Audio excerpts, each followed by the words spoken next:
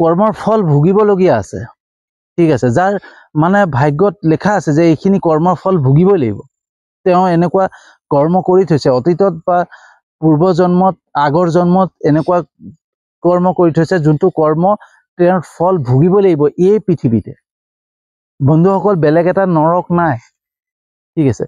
আমি নৰকৰ যান্ত্ৰণাও ইয়াতে ভুগিব লাগিব, স্বৰ্গৰ ভোগো আমি ইয়াতে ভুগিব লাগিব, পাম, হয়নে?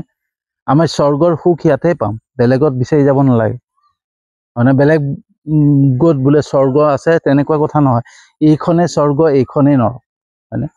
তো আমি সেই যিখিনি পূৰ্বতে কৰি অহা বেয়া কৰ্ম, সেয়া বেয়া কৰ্মৰ ফলবিলাক ভুগিবৰ কাৰণে কি কৰে, আমাক সেই চিন্তা শক্তিটো নাইকিয়া কৰি দিয়ে।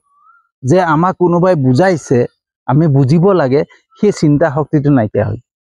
আৰু যেতিয়া নাইকিয়া হৈ যায় তেতিয়া আমি খং কৰোঁ, হয়নে? মোক বুজাবলৈ আহিছে, মই কি নাজানো নেকি?